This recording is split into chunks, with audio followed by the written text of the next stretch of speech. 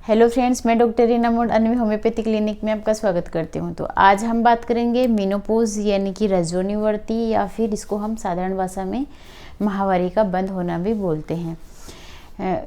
इसके क्या क्या सिम्टम्स हैं एंड होम्योपैथिक में इसकी कौन कौन सी मेडिसिन हैं, जो इस टाइम ड्यूरेशन में कौन कौन सी परेशानियों का सामना करना पड़ता है, इन सब के बारे में आज मैं आपको बताऊंगी। इससे पहले अगर आप मेरी वीडियो को पहली बार देख रहे हैं तो वीडियो को लाइक कीजिए, चैनल को सब्सक्राइब कीजिए और नीचे दिए गए बेल आइकन को दबा दीजिए ताकि आगे आने वाली सारी वीडियोस के नोटिफिकेशन आपको टाइम टू टाइम मिलते रहिए। तो चलिए स्टार्ट करते हैं कि मेनोपॉज की जो एक्चुअल एज है वो क्या होती है। तो मेनोपॉज की एज होती है वो 45 to 50 मानी गई है, पर ±5 ईयर्स आप ऐड कर दीजिए, या तो आप 5+ अबो 50 या फिर 40 तक भी हो सकती है। तो क्या कारण होता है मेनोपॉज का? तो ये एक हार्मोन चेंजेस होता है। हार्मोन चेंजेस की वजह से मेनोपॉज हो जाता है, क्योंकि जो एस्ट्रोजन हार्मोन होता है उसका सिक्रेशन कम हो जाता है या फिर ना के बराबर रह जाता है, तो इसकी वजह से मेनोपॉज हो जाता है। इस टाइम में क्या होता है कि जो अपना मेंस्ट्रुअल साइकिल होता है उसका वो बंद हो जाता है, एंड इसके बाद आफ्टर मेनोपॉज जो रिप्रोडक्टिव फेज थी वो बंद हो जाएगी, यानी कि मेनोपॉज के बाद महिलाएं मां नहीं बन सकती।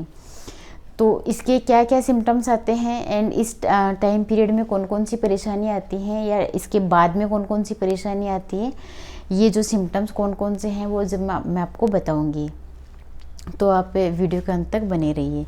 तो इससे पहला सिम्टम है जो सबसे पहले दिखाई देता है वो है कि जो पीरियड्स होते हैं वो इरेगुलर्स हो जाते हैं, यानी कि या तो महीने में 2 बार ही आ जाते हैं, या 15 दिन से आ जाते हैं, 20 दिन से आ जाते हैं, या फिर 2-2 3-3 महीने तक आती ही नहीं है। एंड जब आते हैं तो बहुत ज़्यादा हैवी ब्लीडिंग होती है एंड बहुत पेनफुल होता है। तो सबसे पहला तो साइन जो देखा जाता है सिम्टम्स ये होता है। इसके अलावा एंड हॉट फ्लैशेस आते हैं। हॉट फ्लैशेस में क्या होता है कि एकदम से पसीना आ जाता है या फिर एकदम से ठंड लगने लग जाती है एंड घबराहट होने लग जाती है, पूरा शरीर पसीने से भीग जाता है। तो ये सिम्टम्स भी आते हैं। इसके अलावा ड्राइनेस, वेजाइना में ड्राइनेस हो जाती है एंड स्किन पे भी ड्राइनेस आ जाती है, एंड जो सेक्सुअल डिज़ायर होती है वो एकदम कम हो जाती है। इसके अलावा एंजाइटी रहने लग जाती है, चिड़चिड़ापन आ जाता है, हर छोटी छोटी बातों में गुस्सा करने लग जाती हैं, एंड मूड स्विंग टाइप कुछ हो जाता है। तो ये भी इसका इस टाइम के अंतर्गत होता है। एंड जो यूरिन है उसमें भी पास करने में थोड़ी दिक्कत आ जाती है। जब यूरिन पास करने लगते हैं तो ऐसा फील होता है कि जो यूट्रस होता है वो थोड़ा बाहर की तरफ निकल रहा है, या नीचे थोड़ी हेवीनेस फीलिंग होती है। एंड पूरे टाइम हेडेक रहता है, हेडेक पूरे दिन ही होता रहता है, एंड बहुत ही अनईजी फील होता है। एंड जॉइंट पेन होने लग जाता है, हड्डियाँ थोड़ी कमज़ोर हो जाती हैं क्योंकि कैल्शियम का सिक्रेशन भी कम हो जाता है, एंड कैल्शियम कम बन पाता है क्योंकि एस्ट्रोजन हार्मोन होता है वो कैल्शियम का भी एक अच्छा सोर्स माना गया है। एंड जो हार्ट से रिलेटेड भी परेशानियाँ इस टाइम में देखी गई हैं, क्योंकि मोस्टली ये होता है कि जो हार्ट अटैक की प्रॉब्लम होती है वो अबो 50 ही महिलाओं के अंतर्गत देखी गई है, क्योंकि इसका एक मेन रीज़न यही है कि जो एस्ट्रोजन हार्मोन होता है उसका सिक्रेशन कम हो जाता है। एस्ट्रोजन एक बहुत अच्छा हार्ट प्रोटेक्टिव हार्मोन माना जाता है। तो ये होते हैं इसके सिम्टम्स। ज़रूरी नहीं ये सिम्टम्स सब महिलाओं में देखा जाए, कई महिलाओं में बिल्कुल भी कोई सिम्टम्स नहीं आते, ऐसे ही नॉर्मल मेनोपॉज हो जाता है। किसी किसी को इन बहुत सारी परेशानियों का सामना करना पड़ता है, और किसी में टेम्परेरी आता है और फिर एकदम सही हो जाता है।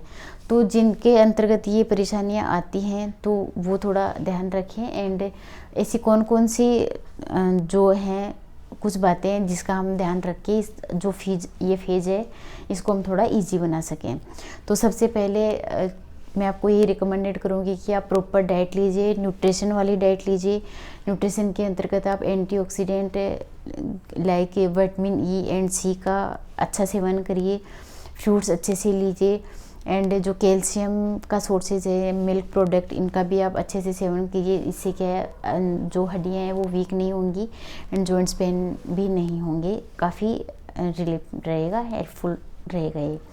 एंड सेकंड है कि आप एक्सरसाइज प्रॉपर करिए। एक्सरसाइज प्रॉपर रखेंगे तो एक तो आपका जो माइंड है थोड़ा इंगेज्ड रहेगा, एंड जो हार्ट से रिलेटेड प्रॉब्लम है उनसे भी आप बच पाएंगे, एंड जो जॉइंट्स पेन वगैरह है, जॉइंट्स में वीकनेस आ जाती है, उनका भी आपको अच्छा सपोर्ट मिलेगा। तो एक्सरसाइज आप प्रॉपर रखिए, न्यूट्रिशंस अच्छे से लीजिए, एंड आप प्रॉपर वाटर इनटेक रखिए, जूसेस वगैरह, पानी अच्छे से लिए, बॉडी में पानी की मात्रा कम नहीं होनी चाहिए, आप प्रॉपर पानी लीजिए। एंड लाइफस्टाइल को थोड़ा सुधार कीजिए, यानी कि अगर चाय कॉफ़ी का आप ज़्यादा सेवन करें तो उसका सेवन थोड़ा कम कर दीजिए, या फिर अगर एल्कोहल वगैरह ये सब ले रहे हैं तो वो भी कम कर दीजिए। एंड मेडिटेशन बहुत ही हेल्पफुल थेरेपी है इसके अंतर्गत, एंड आप योगा करेंगे वो भी काफ़ी बेनिफिशियल रहेगा। एंड आप अपने भगवान से भी जुड़ सकते हैं, यानी कि गीता वगैरह ये सब पढ़ के अपने आप को इंगेज रखना है, जिससे कि इन सब परेशानियों से आप बच सके एंड इस साइड ध्यान थोड़ा कम जाए।